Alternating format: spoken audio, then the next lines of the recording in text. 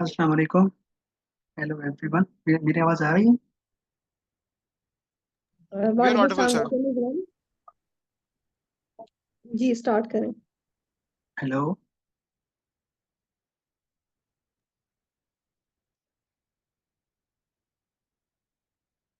Hello जी, मेरी आवाज आ रही है आपको? सर आपकी आवाज बिल्कुल आ रही है, आप कंटिन्यू कीजिए। ठीक है। I am doctor Nizamuddin, currently working as senior registrar in endocrinology unit, Northwest General Hospital, Peshawar.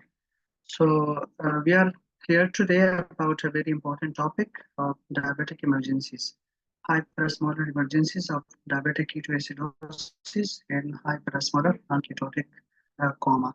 We have two speakers for today's session. Unfortunately, Dr. Sumera Batul is not available because of some technical issue. So we'll be starting from the other sessions of hyperosmolar hyperglycemic status. So a brief introduction about the madam Amna Riaz. Dr. Amna Riaz is currently working as assistant professor of medicine and endocrinology in Gulab Devi Teaching Hospital, Lahore. She is executive member of PIS. So this is a brief introduction about her. I am giving word to Madam. Madam, kindly start with your topic for today's discussion, hyperosmolar hyperglycemic status.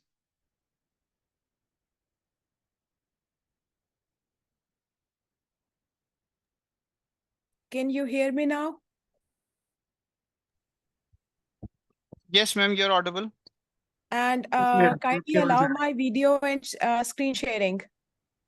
Okay, the screen sharing is allowed. Can you check at your end? Okay. Sure, let me check.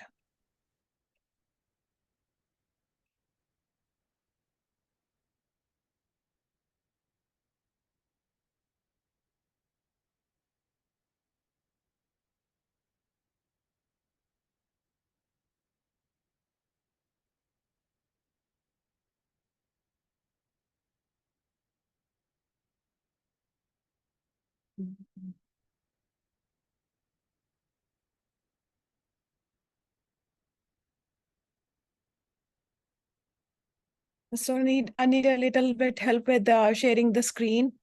Yes, ma'am. So can you guide me how to share the presentation? Or Okay. should I send it to you? If you come on your Zoom app, are you using Zoom on an app or are you Yes, using it on yes, web? it's an app. It's an app. It's an app. Okay, great. So just if you come on the main Zoom screen, there would be a button on the bottom of your screen that says share screen, Yes, a green button. You click yes. that Yeah, and okay. then you select your PowerPoint presentation from that. I'm not getting the option of PowerPoint presentation. Are you getting an option of screen? Screen. Portion of screen slide as No. virtual. Uh, Desktop one. Okay. See, when you're opening share screen window, there would be three options on top of it: basic, advanced, and files. Files. Yeah, Go on true. basic, go on basic, and then select PowerPoint. Go on basic and then I am not getting PowerPoint. Whiteboard is fine. Is your PowerPoint open in the background? No. Should I open it? Yes. Okay.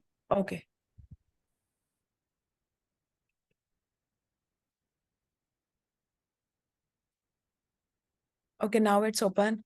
And should I go back? Cancel the option and then press share screen again. You'll see PowerPoint in it. Okay.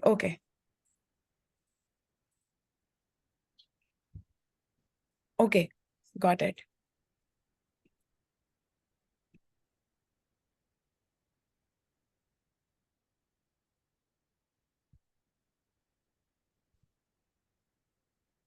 Just double click on PowerPoint from the share screen window. 1 second ठहरे. Allow to share and then open system preference. Are you using a Mac? Yes. Okay, you need to change the system preferences. Dr. Sumera, if she's online, so meanwhile, if we can have her, because Dr. Amna Is might she need to online? join. Yes, she Acha, is online. so Yes, I am online. okay. I can Allow. start with my presentation. Yeah, sure, please. Okay.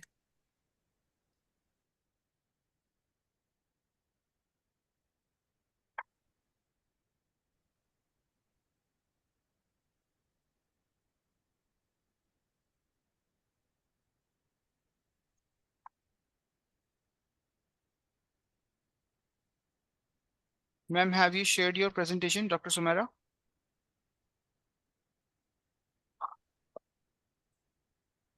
Okay, great.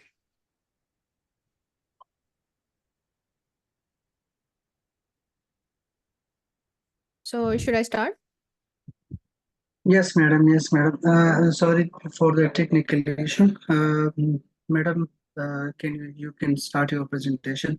Madam Sumera Batul is currently working as consultant endocrinologist and assistant professor in Department of Medicine, Khan. She will be discussing diabetic ketoacidosis. So, madam, over to you.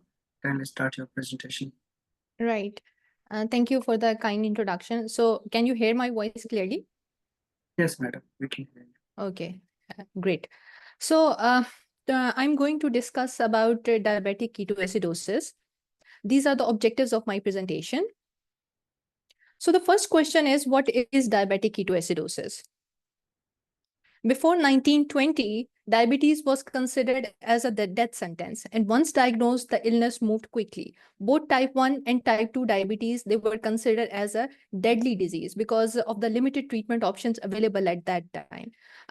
In fact, type 1 diabetes did not have any treatment available during that period, and it was considered as a wasting away disease, sometime as the pissing evil.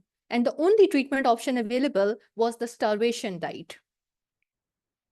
So this is the timeline in the history of for the diabetic ketoacidosis. The first report of diabetic ketoacidosis or diabetic coma was reported in 1800. Then in 1857, the first test, that is acetone in the urine of the diabetic ketoacidosis patient, was identified. Then from 1870 to 1880, the Cosmol breathing sign was described, and acetoacetate in the urine and the beta hydroxybutyrate in the serum, they were started to be used in the clinical practice. Then in 1920, it was the revolutionary year when the insulin was discovered. Uh, in 1923, first successful case of the DKA was treated with insulin. And before the discovery of insulin, the DKA mortality was more than 95%. But after that time, over the period of last few decades, the mortality has reduced to less than 1%. So as you can see here, in the last few decades, there is a significant change in the management protocols of the DKA. First ADA guidelines on the DKA treatment was published in the early 2000s, followed by the UK guidelines. And now even in different hospitals, different diabetes DKA protocols have been established, which they are using for their diabetic ketoacidosis patients. So this is the first report of a patient which was treated with the insulin. As you can see here in the graph, these small peaks, these are the glucose excursions, and these red dots, these are the insulin injection. So when the insulin was given, the glucose levels, it went down. Similarly, the second graph, it represents the ketone levels. So ketone levels were high, but when insulin was administered, it went down rapidly. These are the people who were responsible for the discovery of insulin. So this is the first the type 1 diabetic patient who was treated with insulin. So before insulin, he was being treated with a starvation diet. So you can see that he was very malnourished. But after insulin administration, his health was miraculously improved. So DKA is basically an acute complication of poorly controlled diabetes. Traditionally, it was considered that it is a complication of type 1 diabetes, but a significant proportion of type 2 diabetes can also present with DKA. DKA is an important cause of hospital admission and mortality in children and the young adults, particularly in the developing countries like ours. Death is not usually because of hyperglycemia or ketoacidosis, but it usually is because of the underlying precipitating illness. So this is the diagnostic criteria. As the name indicates, D is for diabetes, K is for ketosis, and A is for acidosis. So in 2023, the guidelines of the DKA are updated. So they have made few changes in the traditional diagnostic criteria. Now the glucose level, if more than 200 or the patient has history of diabetes, he can develop DKA. ketosis is beta hydroxybutyrate less more than 3 or urine ketone strips plus 2 or greater. And acidosis is considered if the pH is less than 7.3 and the bicarb is less than 80. So what is the new in these guidelines? Traditionally, we were using the cutoff of blood sugar level as more than 250. So if the patient presents with a sugar level of more than 250, we usually consider that this patient might have DKA. But now they have lowered the glucose cutoff to 200. Why? Because approximately 10% of the DKA patient, they present with euglycemia or near normoglycemia. So if the blood glucose level is normal, it does not rule out DKA. Similarly, the new guidelines, they recommend beta hydroxybutyrate. They prefer beta hydroxybutyrate as compared to the urine ketone measurements. Beta hydroxybutyrate is basically a predominant ketone during acidosis, so it should be checked where available. When the beta hydroxybutyrate is not available, then urine ketone strips can be as an alternative.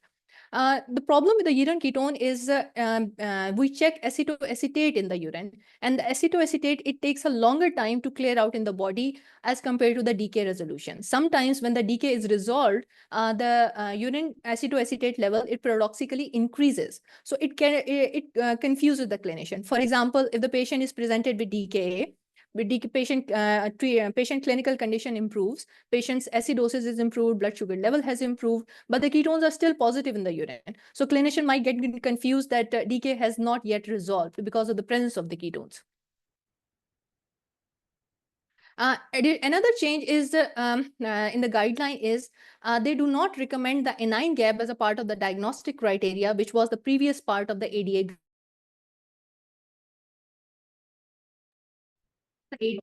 Considered as they prefer serum bicarb, which if less than 18 can be a part of diagnostic criteria of DKA.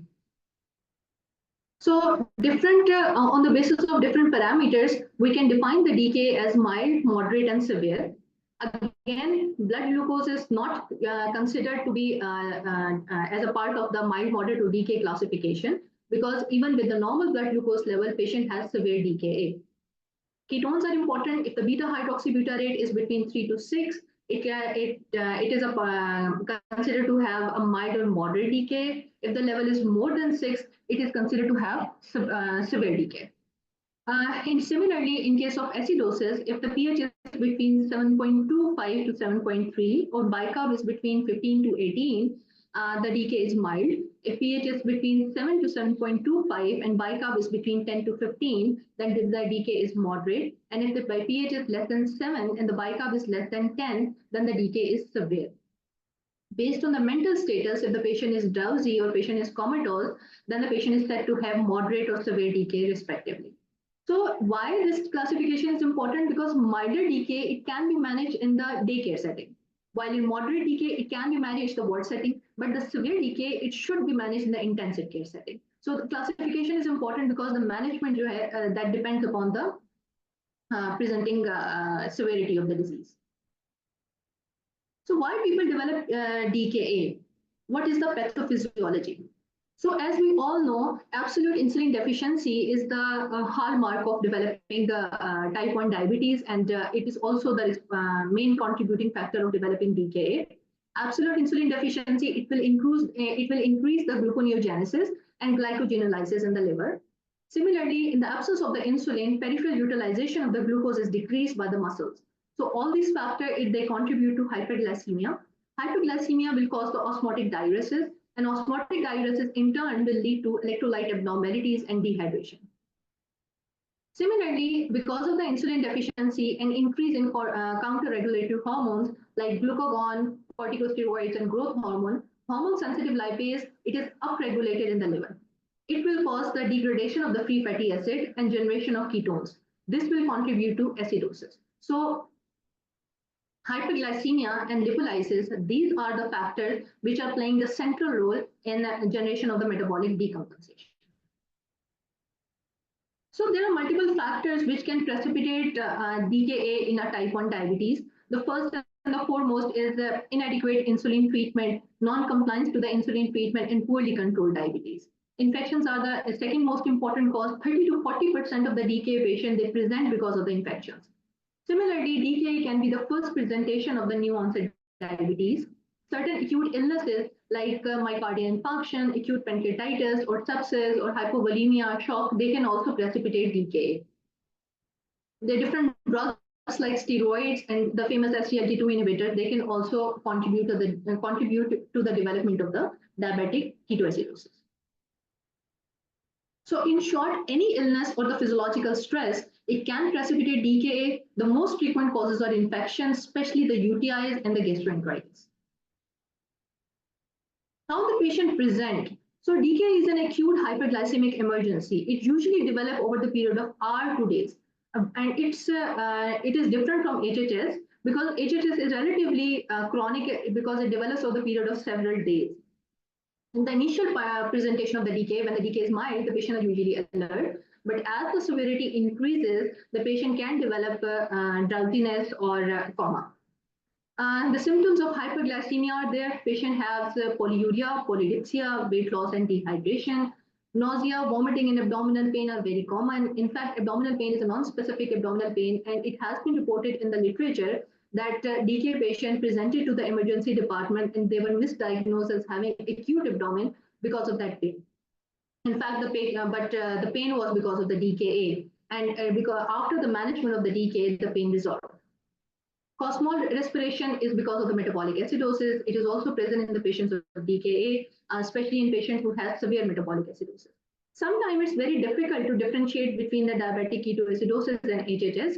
In fact, the literature reports that 1/3 of the hyperglycemic emergencies, they have a hybrid, they have overlapping clinical features of both the conditions. So how do we manage a patient of DKA if it presents to the emergency department? So when the patient presents, the initial evaluation includes airway, breathing, and circulation. Mental status should be evaluated, whether the patient is alert, drowsy, or comatose. Possible precipitating events should be recognized, like we should know that if the patient is having any infection, myocardial infarction, or any other precipitating factor. The volume status should be assessed. Volume status, how can we assess? We can check for the blood pressure, we can check for the pulse, and the urine output. These are the parameters which will guide you about the volume status of the patient. Initial lab evaluation includes checking the blood glucose level, of course, check for the serum ketones when available. If the serum ketones are not available, check the urine ketones. Then we have to check the electrolytes, urea and creatinine, ABGs. The previous guidelines in the initial phase, they usually recommended the ABGs, but now the guideline, they favor more venous blood gases to check for the pH and acidosis. And depending upon the clinical presentation of the patient, we can do the other labs. For example, if the patient presented with abdominal pain, you can check for the LFTs, amylases, and lipases. If the patient has fever, go for CBC and differential and cultures. If the patient has chest pain, go for ECG to rule out any cardiac event. So the primary objective in the management of DKA included restoration of the circulatory volume with IV fluids, correction of the electrolyte abnormalities, and the treatment of hyperglycemia, diagnosis and treatment of precipitating causes. So the step one is the repletion of the extracellular fluid volume and free water deficit. Because these patients, because of the osmotic diuresis, they are severely dehydrated and hypovolemic. So when the patient presents in the emergency department, we need to check about the severity of the hypovolemia. If the patient is severely hypovolemic, like in the shock, you need to aggressively manage with IV fluids. We start with the fluid of choice is 0.9% normal saline. We start to 1 to 2 liter in the initial phase, and it should be administered within 30 to 60 minutes. And these patients should be managed in the critical care setting. ICU consultant or ICU team should be involved, and central line should be passed. In case of mild to moderate hypovolemia, initial management is again with 0.9% normal saline. 1 liter is given over the period of 1 hour, and then we check for the sodium status. If the sodium level is normal, we start with we continue with the 0.9% saline, 500 ml per hour for the next 4 hours, and then 250 to 500 ml per hour continues, depending upon the clinical condition of the patient. If the sodium level is high, then half strength normal saline, that is 0.45% saline, is started at the level of at the rate of 250 to 500 ml per hour. with the start of the IV fluids, initially the blood glucose level may be high, but when blood glucose level improves and it reaches to about 200 milligram per dl, we need to change the fluid to dextrosaline. So 5% dextrose, 0.5% saline is replaced instead of the normal saline, and it is continued at the rate of 150 to 250 ml per hour. So this is our usual fluid replacement for an adult patient. So it is important to note that fluid management may differ in different patients. For example, if the patient is elderly, if the patient has renal failure, if the patient has the cardiac compromise and reduced ejection fraction, then we need to be careful about the fluid management, because we don't want our patient to go into fluid overload. So this is a usual recommendation, but it can vary according to the clinical status.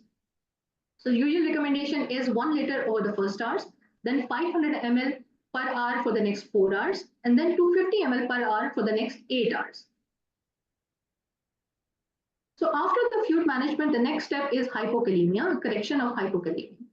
So potassium is an important thing because in DKA patient, the total body deficit of potassium is usually very high. For the replacement of hypokalemia, you need to establish that the patient has adequate renal function, like the patient's output is more than 50 ml per hour. If the urine output is not adequate, then again, we need to be very careful with the potassium replacement. So if the potassium level is more than 5.3, you don't have to give any potassium, you continue with the fluid and insulin treatment. If the potassium level is less than 3.3, here it is important, you need to hold the insulin infusion and correct hypokalemia first, because if you continue insulin infusion, it will further worsen the hypokalemia. So hold insulin infusion and give 20 to 40 milliequivalent of KCl per hour till the potassium level is more than 3.3. So if the potassium level is between 3.3 to 5.3, then give 20 to 30 milliequivalent of KCl in each liter of IV fluids to keep the potassium level between 4 to 5. So our aim is to keep the potassium level between 4 to 5. So the third step is insulin infusion. So main aim of insulin infusion is to suppress the ketogenesis, to reduce the blood glucose level, and the correction of the electrolyte abnormalities. How can we give insulin? So the new guidelines, they suggest if the patient has milder DKA, you can use the subcutaneous insulin route. But preferably, the management of DKA is because of with IV insulin. So there are two different regimes for IV insulin administration. The first is give an IV bolus and then start the insulin infusion, or you can directly start the insulin infusion. Both the treatment options are correct. You can use either of these. So how can you give bolus and continue insulin infusion? The recommended dose is 0.1 unit per kg as an IV bolus, followed by continuous infusion of 0.1 units per kg per hour. Or you can start with 0.1 units per kg per hour insulin infusion without giving the IV bolus. So if a 70 kg person is having a DKA, so 0.1 units per kg means 7 units IV bolus followed by 7 units per hour continuous infusion. Our aim is to reduce the blood glucose level to about 50 to 70 milligram per dl per hour.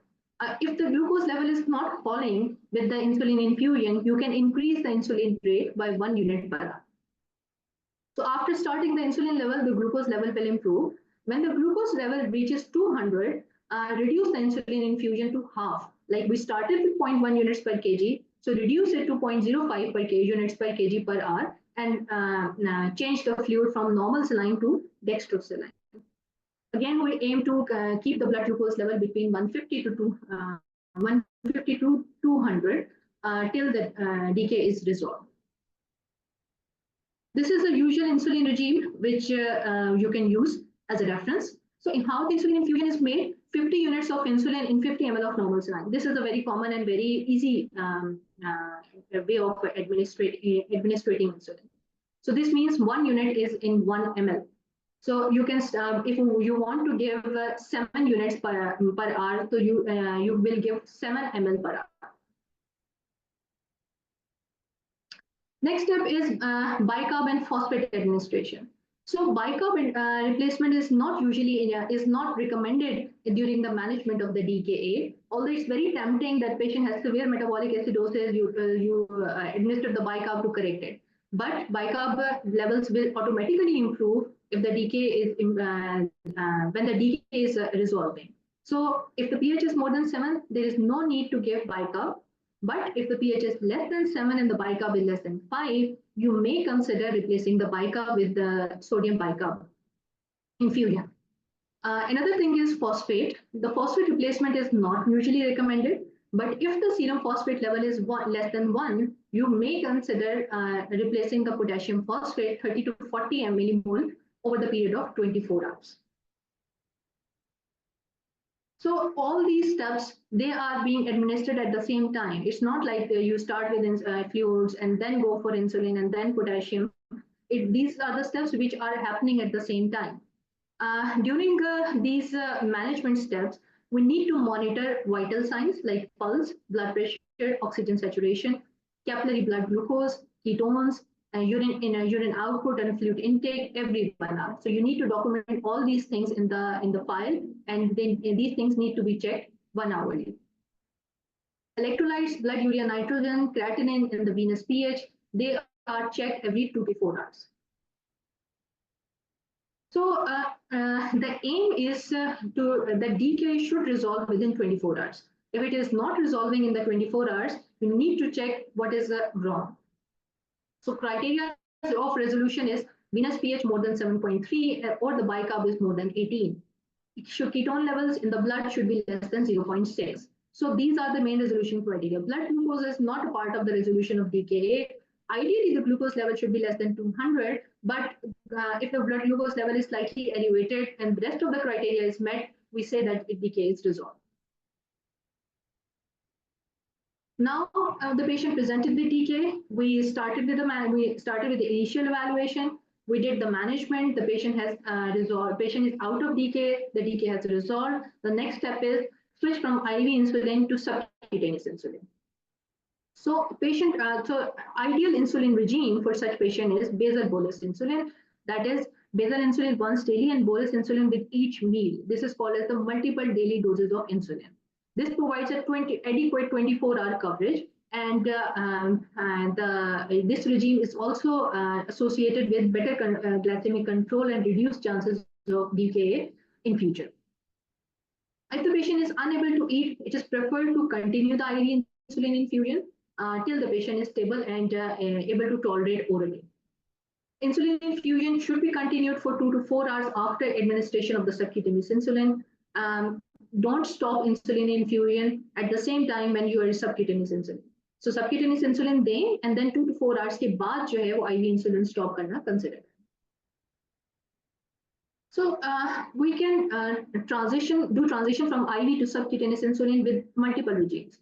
You can use the weight-based estimate, pre-admission insulin requirement, or you can calculate the requirement of IV insulin infusion और उसके हिसाब से जो है वो subcu dose decide कर लें. Weight-based regime is easy. You can start with 0.5 to 0.6 units per kg per day as the total daily dose. For example, if a person is 80 kg weight, patient has 80 kg weight, so 0.5 units per kg per day के हिसाब से the insulin dose will be 40 units. And then this 40 units can be divided as 50% basal and 50% bolus. Second option is pre-admission insulin requirement. You can consider how much insulin patient was using before admission into the hospital. But the problem with pre-admission insulin is if the patient was using insulin units and the blood glucose level was not controlled with that doses.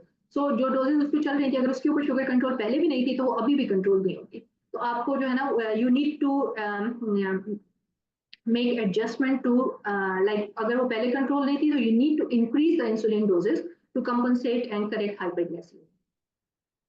The third option is you can calculate the insulin doses from IV insulin.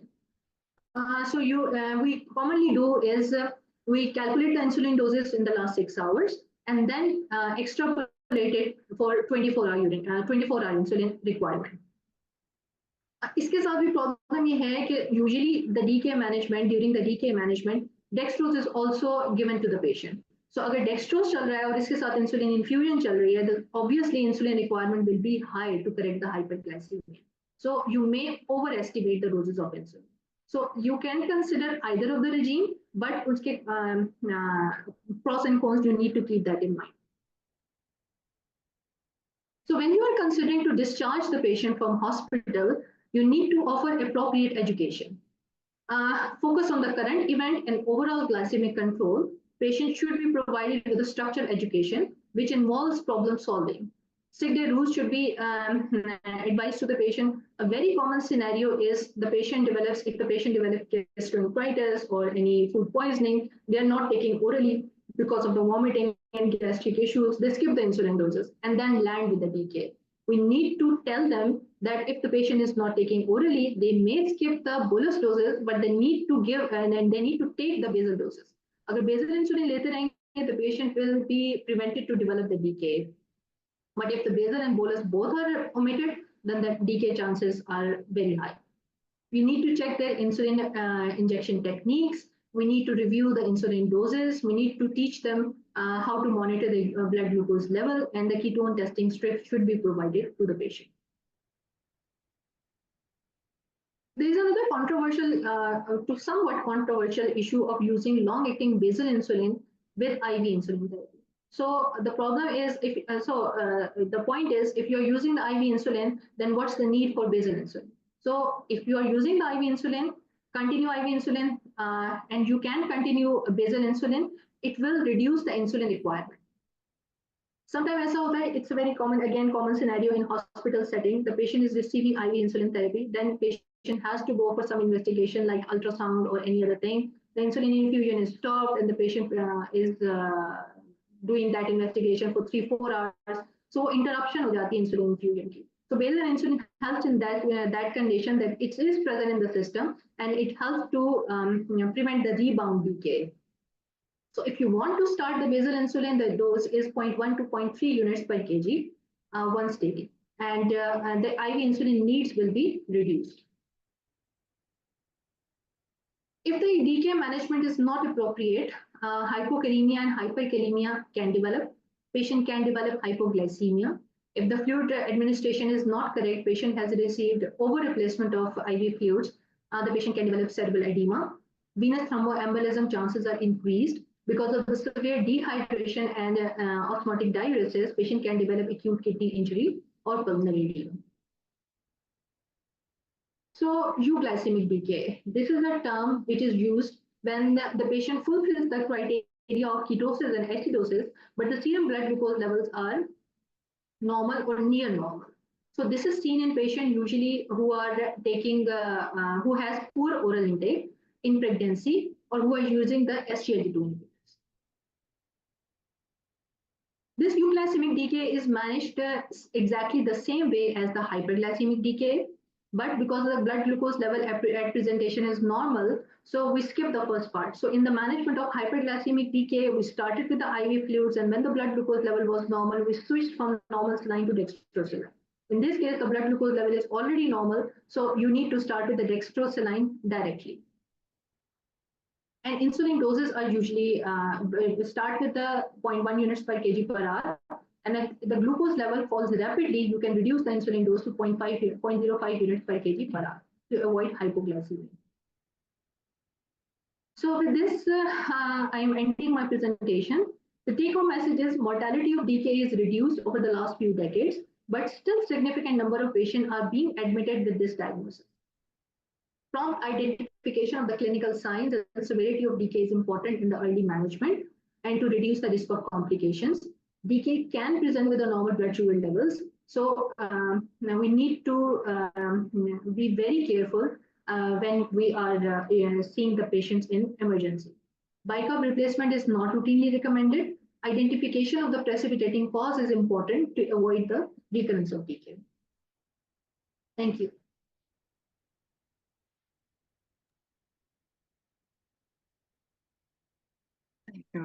Thank you, madam, for your beautiful presentation.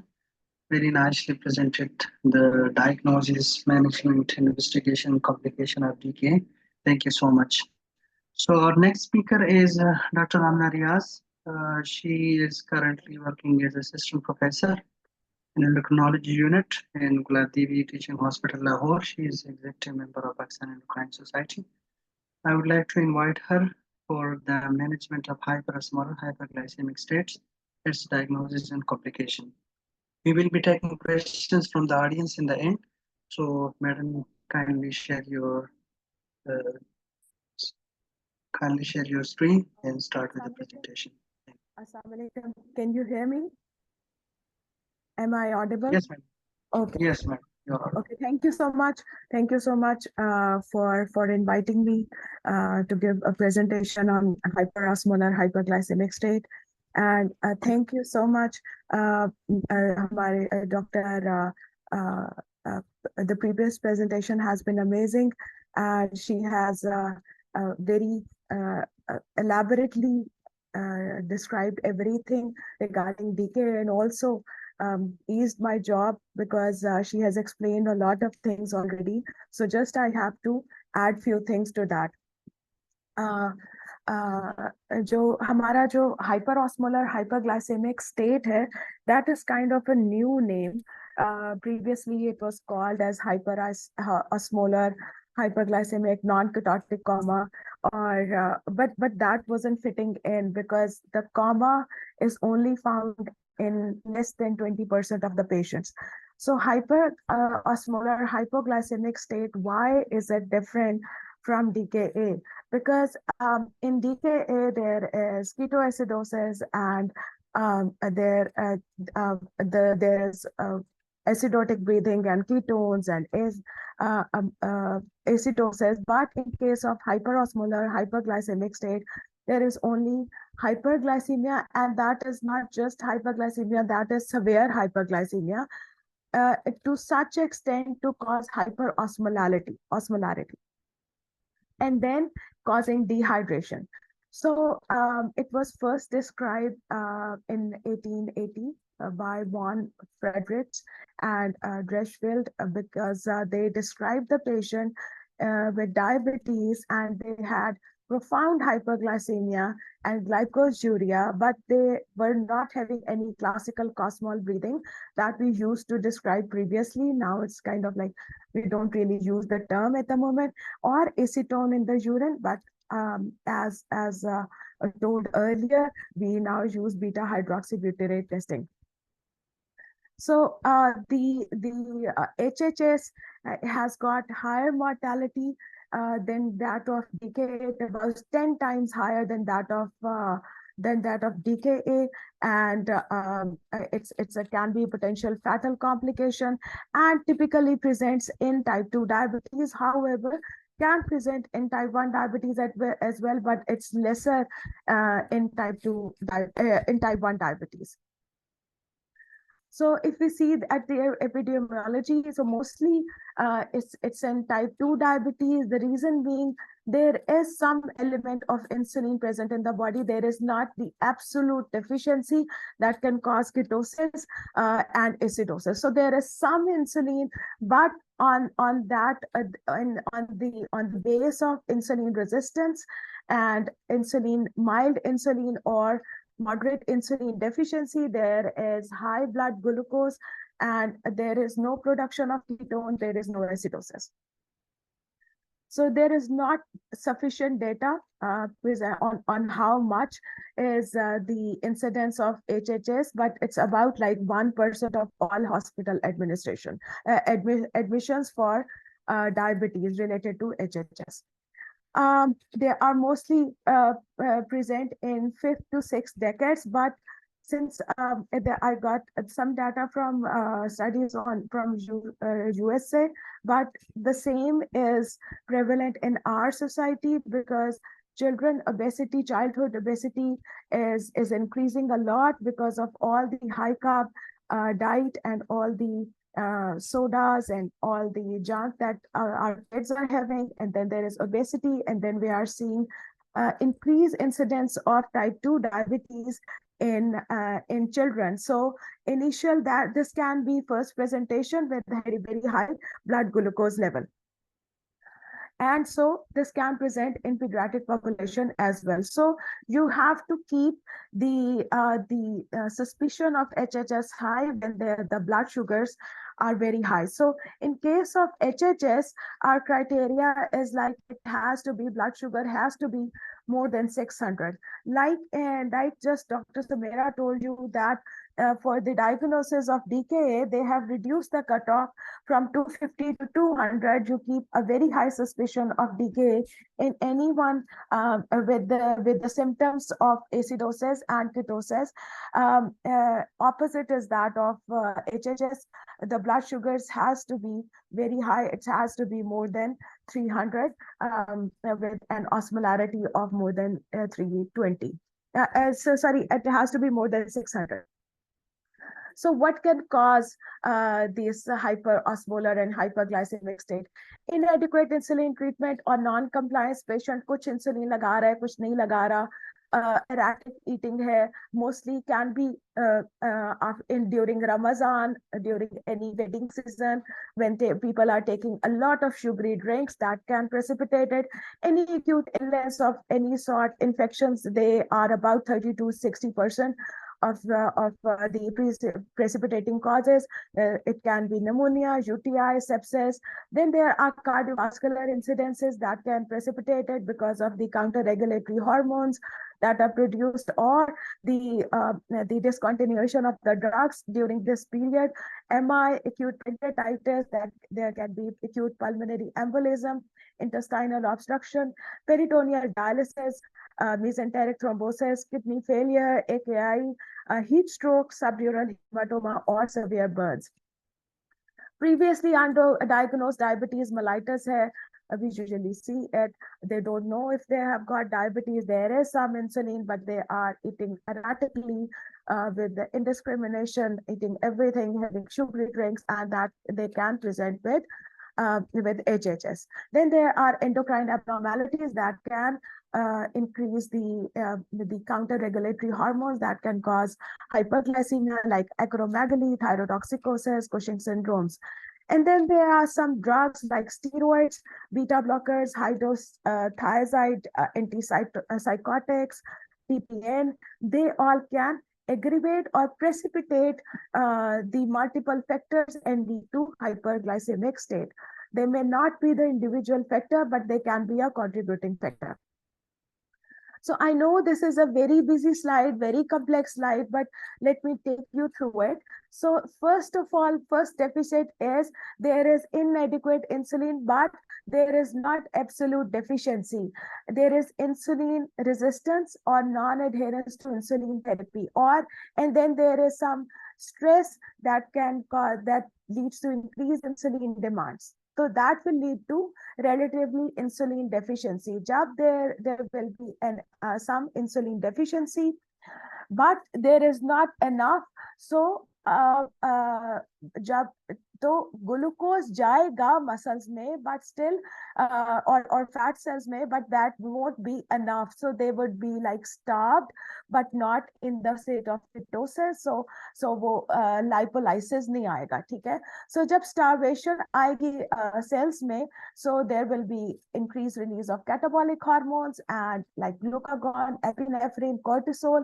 And the body tries to increase the blood sugar by increasing the glucose to increase the glucose absorption and in the cells. So there will be gluconeogenesis or glucogenolysis in the liver. And there will be increased proteolysis. So that will be again a substrate to the liver for gluconeogenesis. And all this and mild insulin deficiency will lead to hyperglycemia. Hyperglycemia will lead to glucosuria, polyuria, dehydration. So if the consciousness is intact and hyperglycemia is not that severe, so that can lead to polydipsia, and patient may sustain their hydration level to some extent. But if patient doesn't drink much of the water, there will be decrease in extracellular volume and increase osmolality. osmolarity. So when there is increased osmolarity, so that will cause renal failure because of decreased perfusion, and that will affect the nerves because the that will cause the water out of the nerves and shrinking them. So neuronal damage आता है. That's the classical presentation or very important presentation of HHS. There is always some neurological deficit. So that can be delirium, lethargy, seizures, stupor, coma, anything can be present. And of course, if there will be, or when the blood sugars, they are not getting into the cells completely, so the starvation modes that aggravate, so that will increase your appetite, and there will be polyphagia. So again, some insulin will be present, so there won't be any lipolysis. There will be electrolyte imbalance like hyperkalemia and hypernatremia, but mostly worsened by the acute renal failure. And if there is diffusion of basically there is diffusion of potassium out of the cells in the serum, and it appears to be falsely elevated. But once you correct the blood sugars with the insulin, there are chances of going into hypokalemia. So we have to be very careful regarding the electrolytes. So because Dr. Samera has so elaborately explained everything regarding the DKA, because the management kind of overlaps. So I think I'm just going through the things that are additional to the hyperglycemic hyperosmolar state. So the increased serum osmolarity has a profound effect on the brain. And to preserve that intracellular volume, the brain produces idiogenic osmoles, which are osmotically active. So when they are produced in the cell, they prevent the fluid from going out into the extracellular space from the intracellular space and maintain the equilibrium. So the risk is of developing cerebral edema is mostly related to how fast you bring the blood sugars and serum osmolarity down, because idiogenic osmoles, they don't just disappear. They if the decline is too rapid, so brain has not eliminated these osmoles, and that will attract more of the fluid inside the cells, and there will be cerebral edema. So the key is to slow correction of hyperglycemia. Initial evaluation, like any case of emergency, should be the ABC airway. You see a patient, you receive a patient in emergency, you assess for airway, breathing, circulation, their mental status, and then a rapid and very elaborate, very specific history from the attendants, or if the patient is awake but lethargic or slightly drowsy, you can assess that.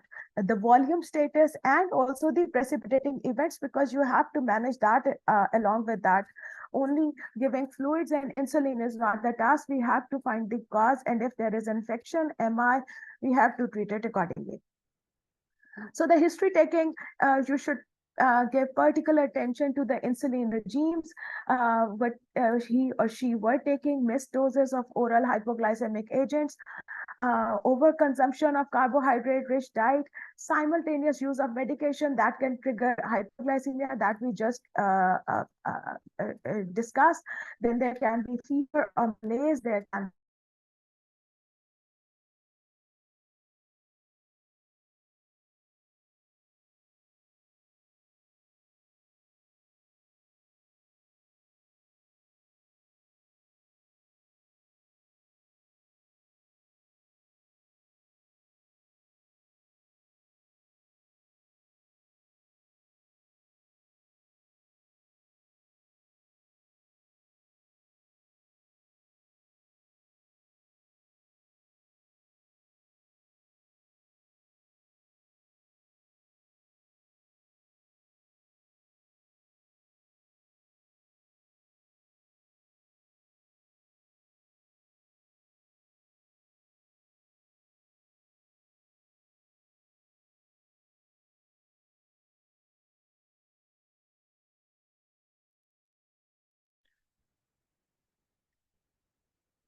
I think madam का जो वो है वो disconnect हो गया.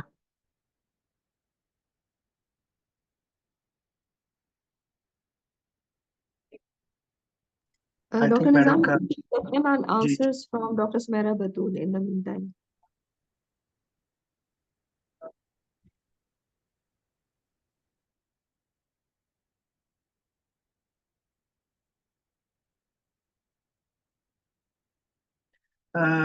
Any questions in the audience from Sorry, madam के. sorry. हाँ हाँ, मैडम दोबारा. हाँ, Okay. sorry. I don't know what happened. So, madam पूरे मुल्क में इंटरनेट अनस्टेबल है, बस कुछ भी हो सकता अच्छा, है. अच्छा, सही है, ठीक है. So वो suddenly it stopped. So I think we were at the examination part.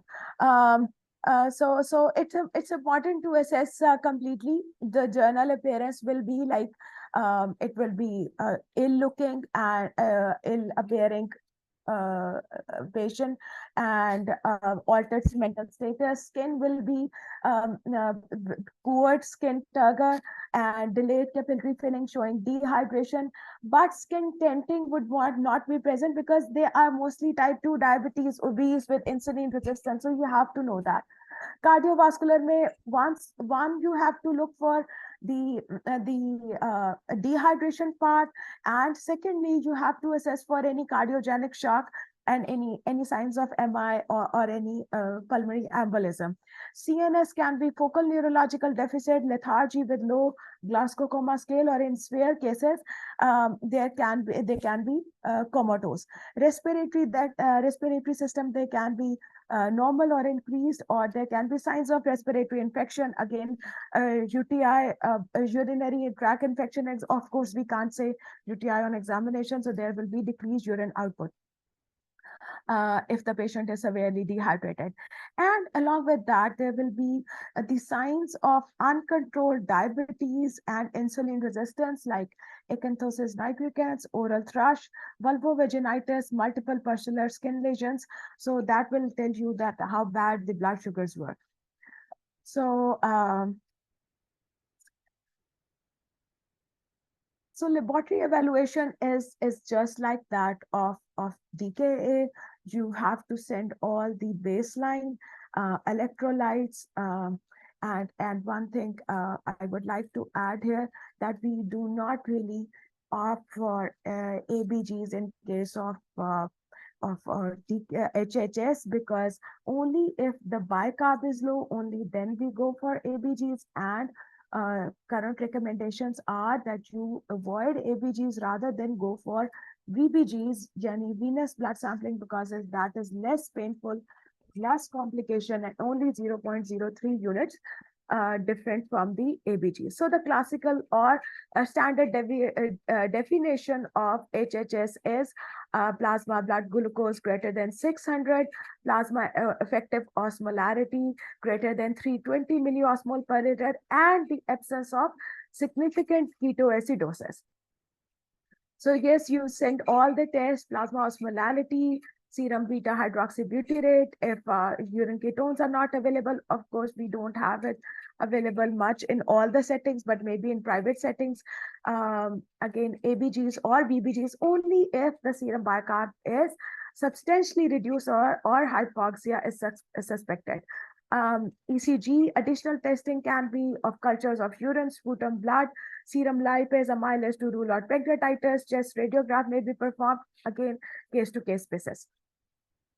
So there is again a difference between, or a comparison between DKA and HHS. So you see in case of HHS, there is blood glucose level of more than 600. ABG's pH is not reduced, is mostly more than 7.3. Bicarb is not reduced, is mostly more than 18. Urine ketones, serum ketones, all are mostly nil, but serum osmolality is more than 320. And unquiet can be present, usually not present, and variable, and there is altered sensorium, a stupor or coma or lethargy. Again, the replacement is like that of DKA. There will be, you can say that mostly, I'll be repeating that, but again, the line of management, or the how manage will start from the IV fluids first, then potassium, and lastly insulin. So first you take the IV lines and give 1 liter of fluid, start, and then you assess and send all the samples, and in internationally, maybe in tertiary cares or good setups, you can get immediate response of the labs, but if not present, at least give 1 liter of fluid. So after that IV fluid, you hold insulin for now. There is no urgency of giving insulin unless you have the potassium with you and it's more than 3.3. So we'll talk about that later. IV fluids again is just like that of DKA, but the catch here is these patients are type 2 diabetic, uncontrolled, poorly controlled, and long-standing diabetes with complication. There will be some cardiac deficiency. There can be AKI on CKD. Their ejection fraction is not that good. Already on cardiac medication. So you have to assess the fluid according to the patient status. So CVP line, attaining a CVP line is very important, and monitoring the urine output, and you have to manage it accordingly.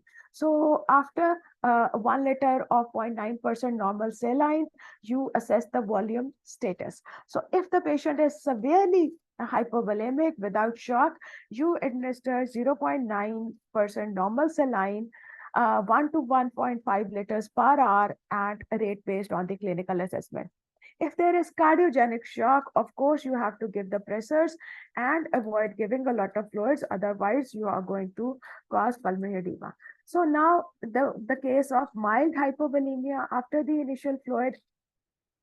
So so you will check the serum sodium. I'm going to the next slide and then come back here. So there is mild hypovolemia. You assess the sodium levels and the hydration status. Serum sodium is high and patient is mildly dehydrated. You give 0.4%, yani half normal saline, depending on the hydration status, 250 to 500 ml per hour. That is also the case with normal serum sodium. Again, you have to use a corrected sodium level, and that is you have to correct with 2 milliequivalent for every 100 milligram per 100 ml rise in blood glucose. So 2 for every 100 milligram per deciliter glucose above the normal. So you do a corrected sodium levels. And if the sodium is low, you continue with 0.9%, again 250 to 500 ml per liter, depending on the hydration status.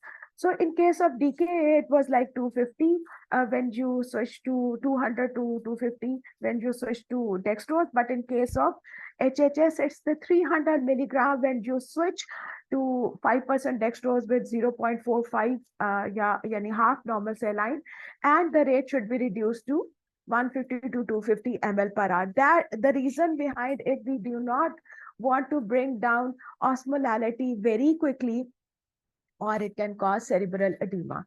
So back to the same slide. Now we come down to potassium. Potassium, again, same as Dr. Sumera elaborated. It's exactly the same. If it's below, potassium is below 3.3, you hold the insulin, you give potassium with the fluids. If it's between 3.3 to 5.3, you give 20 to 30 milliequivalent in each liter, and also monitoring the urine output, because you do not want to give it to anyone who is having renal failure and the risk of hyperkalemia.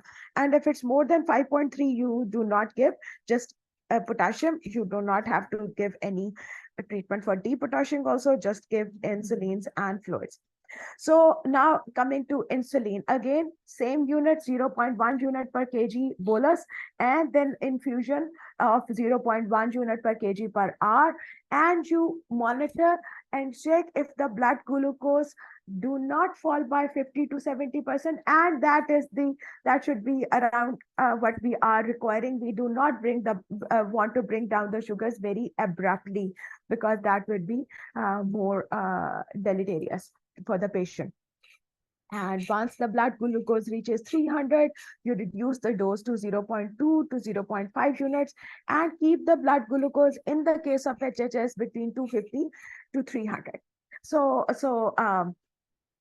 again, the same with in case of DKA, when there has to be monitoring, this chart should be present on the bedside of the patient, and you should be monitoring the blood glucose early and electrolytes, urea, creatinine, venous pH for DKA, not for HHS. We do not need pH because they are mostly they have got normal pH. There is no acidosis, and 2 to 4 hourly, depending on the patient condition. And in case of HHS, you have to determine the plasma osmolality and from the sodium glucose concentration and sodium concentration. And we have the formula. We all know that, and we have to correct it accordingly. So how we say that now the patient has got the resolution? Again, when they are mentally alert and plasma osmolality has fallen below 300 and blood glucose between 250 to 300, and the most important thing of important point of well-being is the patient is able to eat. So that's the most important point. So then the infusion can be tapered and multiple basal bolus regime can be started. So again, the point is, like Dr. Samera suggested, that you have to inject the subcut insulin, the regular insulin to the patient. Preferably, you stop insulin infusion 2 to 4 hours after giving the bolus of regular insulin before any meal, so that when you stop it, there is some insulin in the body and there is no hyperglycemia. Ideal time is किसी खाना जो खाने का कोई time हो उससे आप पहले लगा लें, उसके बाद आप इंसुलिन इन्फ्यूजन को अभी 2 to 4 आवर्स को कंटिन्यू करें, फिर आप बंद कर दें, and then you also give a basal insulin along with that. लेकिन सिर्फ बेसल लगा के लाइक ग्लाजीन और लेविमीर, आपने सिर्फ बेसल लगा के इन्फ्यूजन नहीं बंद कर देनी, आपने रेगुलर इंसुलिन सबकट लगा के उसके 2 to 4 आवर्स के बाद आपने उसको करना है. Otherwise patient can go in hyperglycaemia again. Again जब भी रेजोल्यूशन होता है, अगेन द सेम पॉइंट्स, आपको उसको ट्रीटमेंट को patient has to aware of the complication, they have to know the sick day rules, they have to be on insulin, they cannot be without insulin, and they should not miss any doses, and proper counseling and guidance and follow-up is required. Again, the patients are not very simple patients like that of DKA. There are complications. There can be nephropathy, retinopathy, cardiovascular disease, CVA, stroke. So you have to address all the complications accordingly. So complications are mostly electrolyte abnormalities. So if you do frequent management, frequent monitoring, you bring down the electrolytes, bring down the blood glucose gradually, so you will avoid such complications. Cerebral edema it does happen, but mostly not in HHS. Mostly it's in the young patients, when there is rapid lowering of the blood glucose. Again, venous thromboembolism and the risk of AKI is there. Also, you have to treat for the precipitating cause. If there is infection, you give antibiotics. If there is any stroke or MI, you have to follow the protocol. And again, the prognosis is not as good as that of DKA.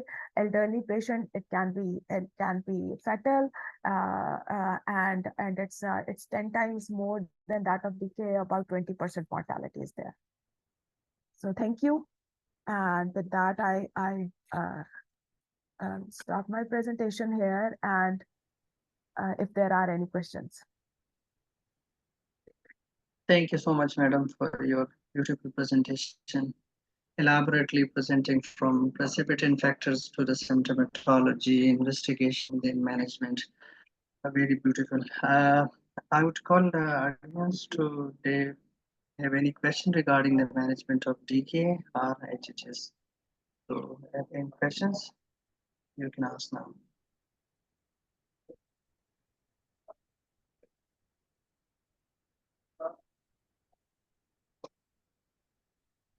Madam Sumera Batul, I would like to ask a question. Recently, we had a patient of euglycemic decay after surgery in medical ICU, and she was also a patient of heart failure with a EF of 33%. And she was not in fluid overload, but we had to start a treatment.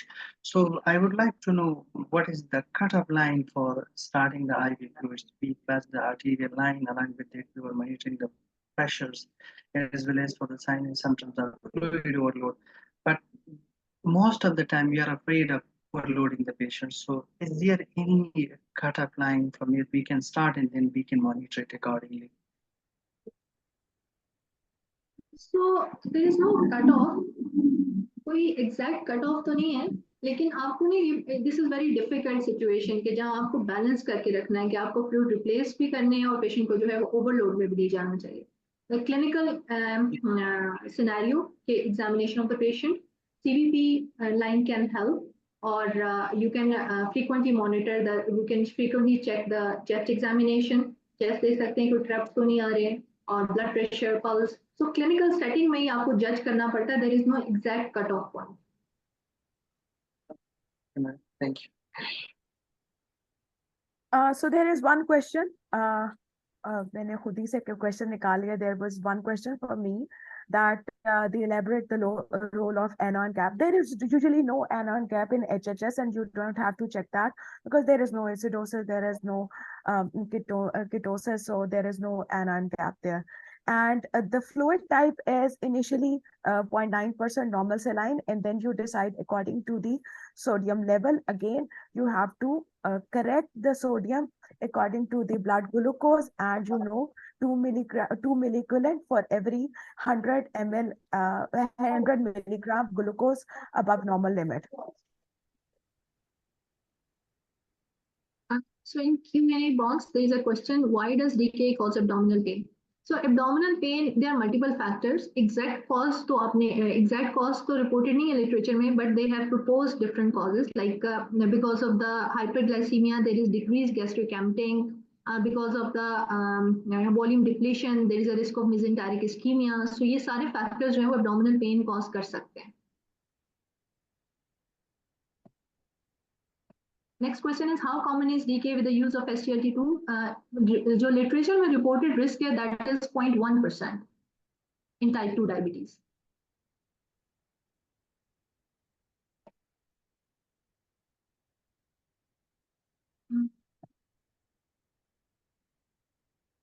There is another question: in a diabetic patient, what value is a cutoff for hypoglycemia? When should we call it hypoglycemia? Less than 70 milligram per DL is considered as hypoglycemia in a diabetic patient. And there is one question: can we give anticoagulants in HHS, and how? Yes, you can give, and you can give like Subcut, the new ones, or the heparin, depending on the condition. If the patient has MI, then you have to manage on the MI protocol. If the patient has any pulmonary embolism, because the risk of venous thromboembolism is very high, so you have to give the preventive dose of anticoagulation. Another question is: what happens if sodium bicarb is given in DKA when bicarb level is above 7? So the literature reports that there is no benefit of giving bicarb infusion. In fact, if you give bicarb infusion, when the pH is above 7, it may cause potential harm. क्या harm कर सकता है? एक तो ये कि intracellular acidosis worse हो सकता है, increased risk of cerebral edema. It causes the left shift in the oxygen dissociation curve, so that may cause organ hypoperfusion and decreased oxygen delivery to the organs. Hypoxia, basically.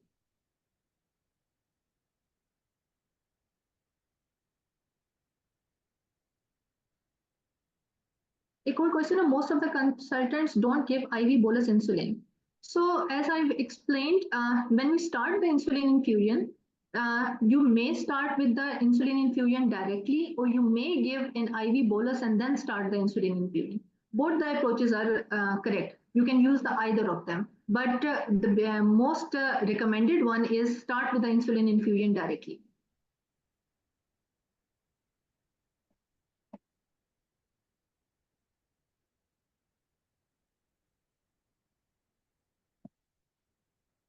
So there one question, for the translocation hyponatremia.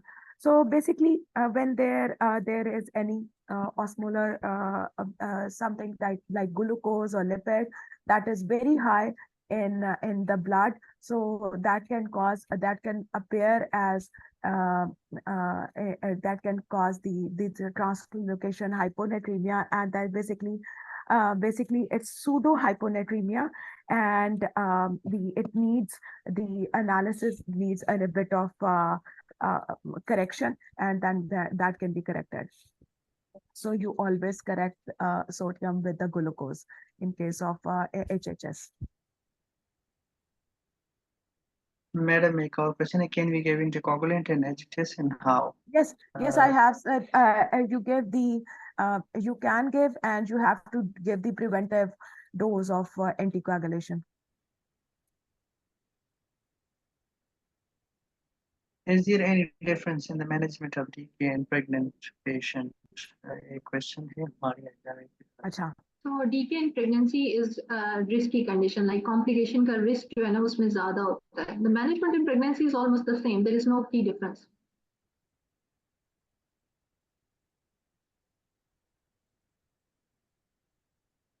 How to calculate insulin from insulin infusion to give to a patient out of DK? Dr. जो Vakarullah. DK के बाद subcutaneous insulin पे shift करते हैं, तो three regimes are there. आप weight base निकाल लें, आप pre hospital admission उनका जो है insulin जो थी उससे देख लें, या फिर insulin infusion rate से calculate कर लें. Infusion rate से कि last 6 hours में जितनी insulin उसको मिली है, when the patient has stable blood glucose level, you can multiply it with 4, so you can calculate the total daily dose in the last 24 hours. But उसमें बहुत सारे factors जो है, जैसे मैंने प्रेजेंटेशन बताया था, you need to consider multiple factors. If the patient was receiving IV dextrose, तो insulin infusion rate was high because of the hyperglycaemia caused by the dextrose. तो ओवर एस्टिमेशन का रिस्क भी हो सकता है इसमें. I think in type 1 diabetes, weight based पे दोबारा से start करके at least some insulin is going inside, so the risk of decay won't be there. So weight based वही 0.5 units per kg पे start करके, और फिर उसके बाद, because अच्छा, at one point in decay, after decay there is some insulin resistance, so in a few weeks till few weeks after the decay, the requirement of insulin will be slightly higher in even in type 1 diabetics, and you have to replace it accordingly. I think when you do proper counseling and guide them regarding and do the charting of blood glucose and adjust the insulin and follow up, so do call them urgently, like after 2-3 days, maybe 5 days later in the clinic, and adjust the insulin so that they know that they are not going in hyperglycemia. But again, when some insulin is going, the risk of decay won't be there. Exactly.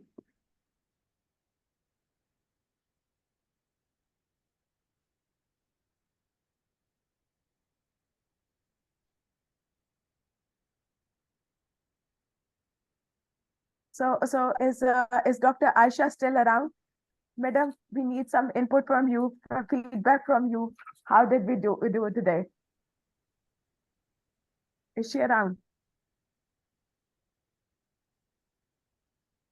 Yes, Dr. Amna, I'm here. Thank you very much for wonderful presentations by both our you so much. speakers, Dr. Shamir and Dr. Amna. Really, even myself and Dr. Azra Rizwan both are actually sitting together and Very listening good. to your talks. It was amazing, especially the latest change in the guideline. I have one query from Dr. Sumera Batul regarding the latest change in the management. They are saying not to rely on anion gap and rather use serum ketones for monitoring purposes, and for it's now again one of the criteria for labeling somebody resolution of decay. So serum ketones are not widely available in Pakistan. So in our local setups, what should we be doing? So should we still be relying on anion gap in situations where we do not have serum ketone measurements available?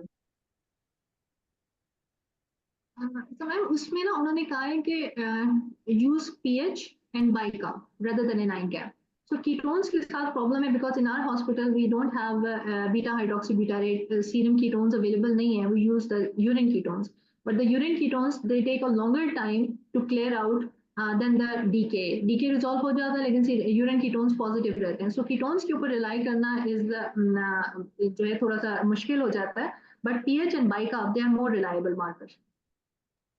Thank you. So, ketone, they are not saying urine ketone, they are saying serum ketones, beta Serum hydroxy. ketones, yeah. Serum ketones जहाँ available है वहाँ तो serum ketones, लेकिन Yeah. हमारे setup में जहाँ serum ketones available नहीं है वहाँ यूरिन कीटोन्स में थोड़ा सा मुश्किल.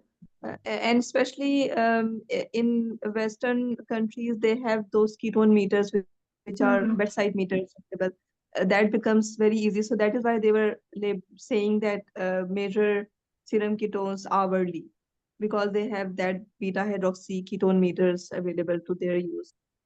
So a very excellent presentation. Thank you, Dr. Nizam, for a wonderful moderation. Thank you, Anas, for your IT support throughout the event. So, Dr. Nizam, you can conclude the session maybe. Thank you. Yes, yes. And Thank you, madam. one last thing, I think for all the, I think take home message from me would be don't be very aggressive in case of DKA and HHS in replacing the insulin. First check the potassium because there have been incidences of hypokalemic cardiac arrest because of sudden replacement of insulin and hypokalemia. And secondly, ABGs are getting obsolete and extremely painful procedure. I think I won't let anyone do ABGs on myself. I would go for BBGs. It's really painful and it doesn't make much of the difference. So I think go for BBGs, maybe ABGs once only if required, not in HHS, only in DKA. And monitoring is extensive if the chart should be there. And I hope that you learned. If you have any questions, you can reach out to us even later in the PES meeting or any point we do any other sessions. Thank you so much.